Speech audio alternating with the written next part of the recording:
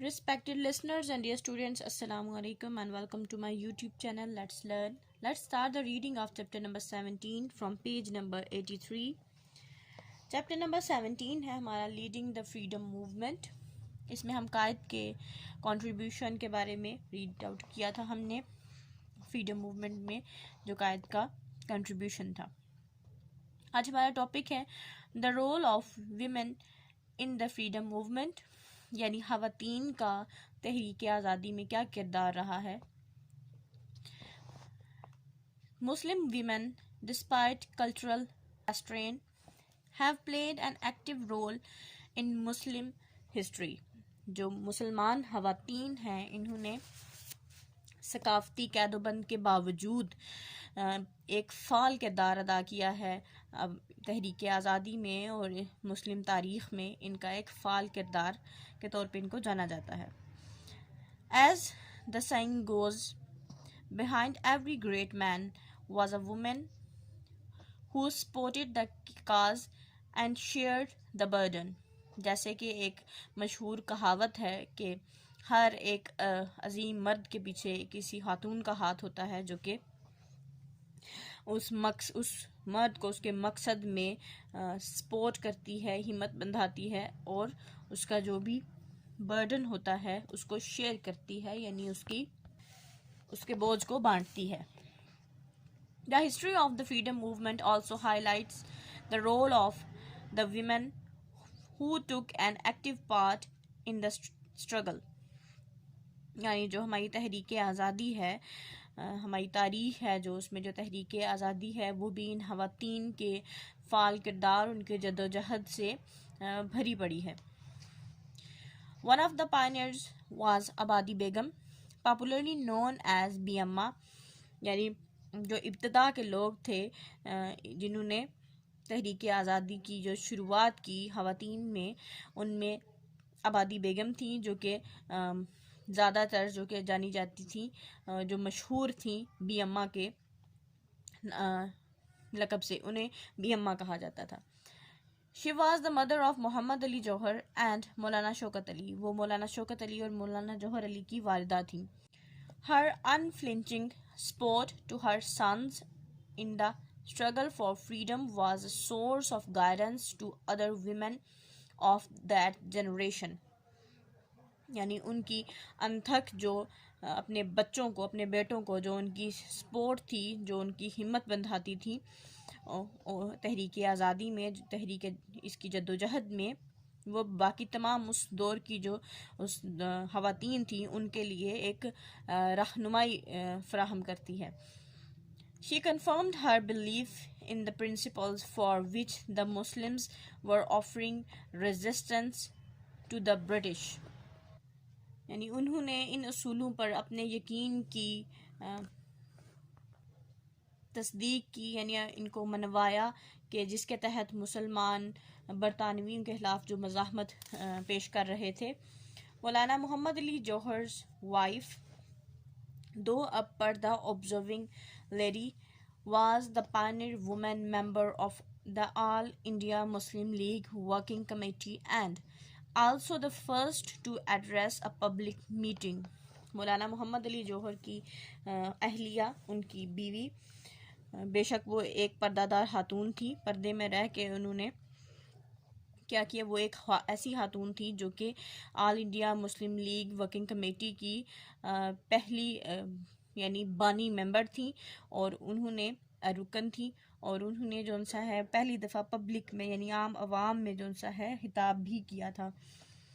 बेगम जहां आरा शाह नवाज़ was a famous and competent politician of her time.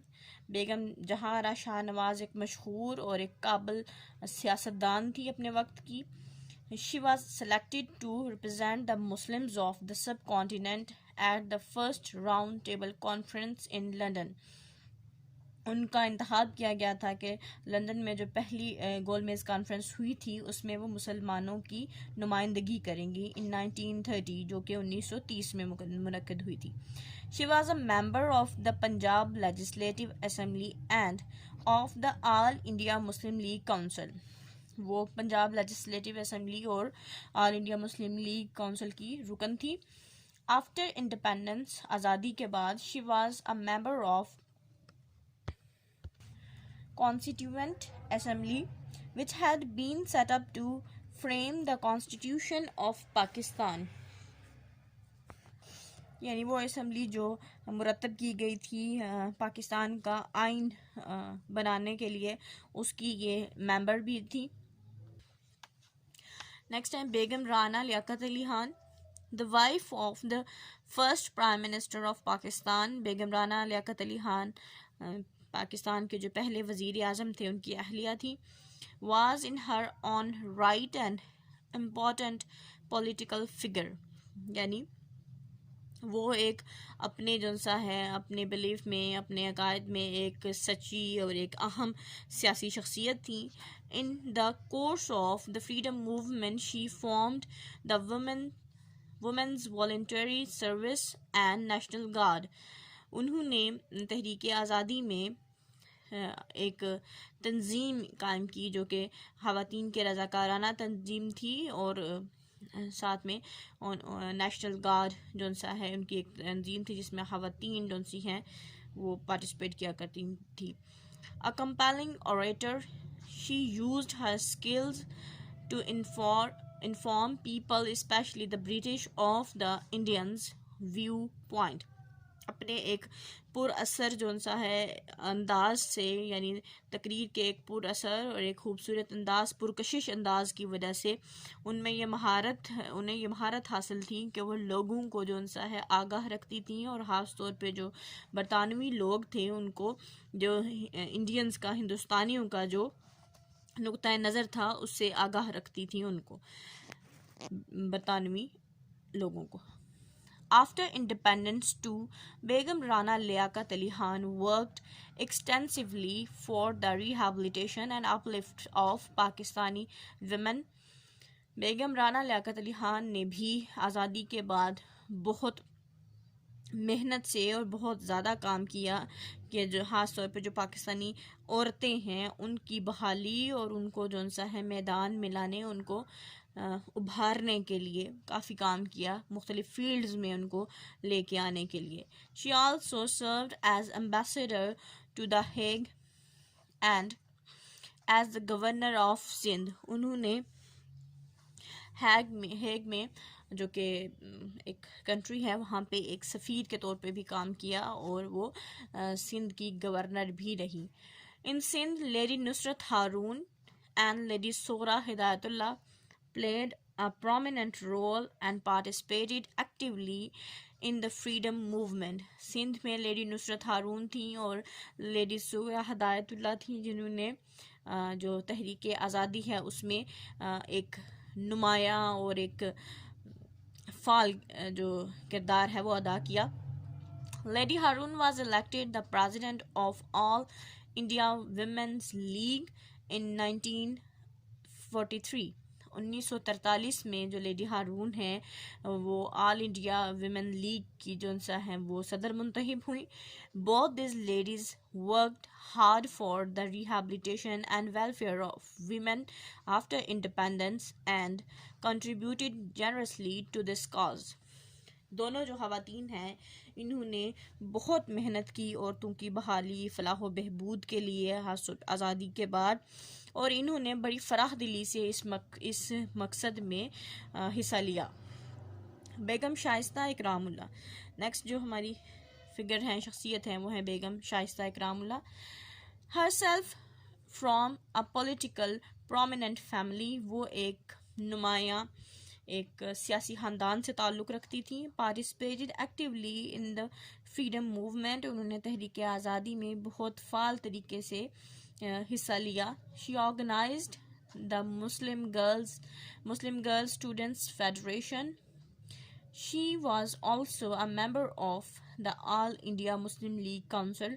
انہوں نے مسلم گرل اسٹوڈنٹس فیڈریشن کی جو ہے بنیاد رکھی، اور وہ رکن بھی تھی آل انڈیا مسلم لیگ کونسل کی. اینڈ آفٹر انڈیپینڈنس، اور آزادی کے بعد، was elected member of Pakistan constituent assembly.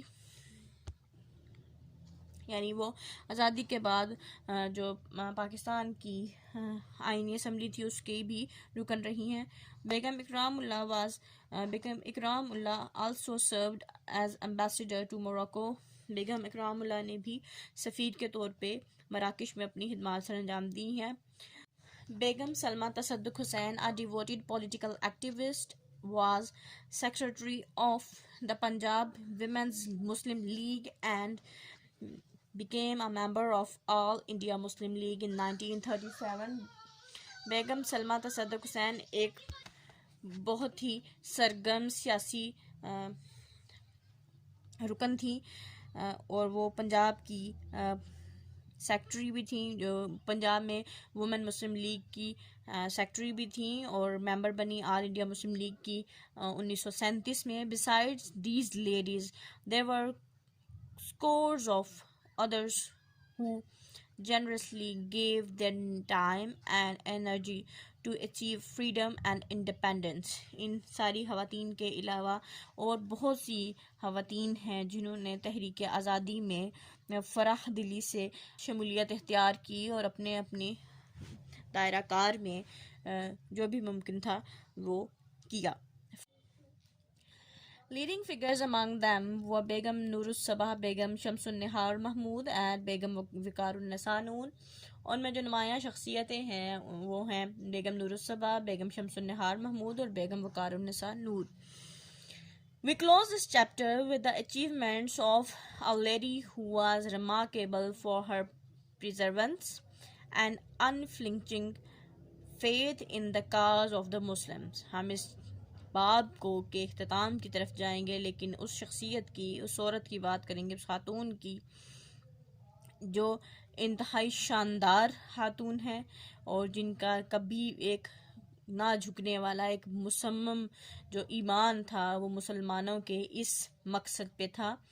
This is none other than Miss Fatima جناح. وہ کوئی اور نہیں بلکہ مس فاطمہ جناح ہے. The youngest sister of Quaid Azam محمد علی جناح, یعنی قائد اعظم محمد علی جناح کی سب سے چھوٹی بہن. Miss Jinnah stood by her brother through the course of his long struggle for the independence of the Muslims and the creation of Pakistan.